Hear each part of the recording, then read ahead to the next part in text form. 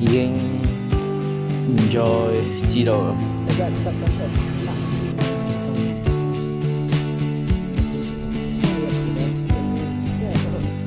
我想變做個木偶，我想變做個細。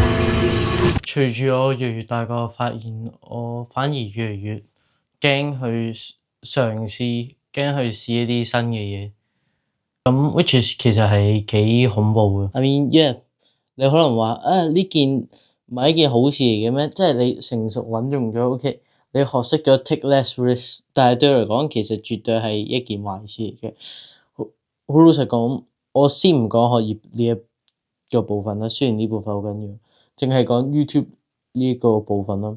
其實 YouTube 呢一樣嘢或者成個社交媒體呢樣嘢，你冇可能次次都係做嗰一樣嘢，花無百日紅。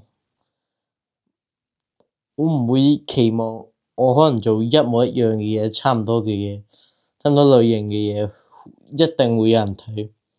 咁始終都要試下一啲新嘅嘢。But yeah，OK，咁我而家就要吹吹。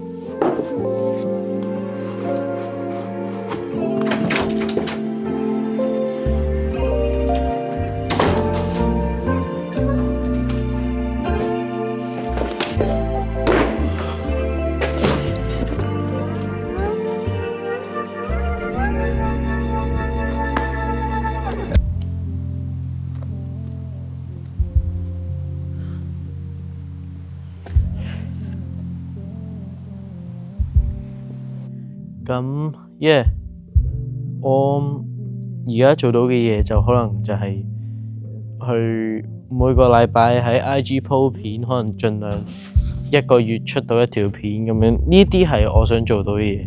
咁得唔得咧？同埋會唔會咧？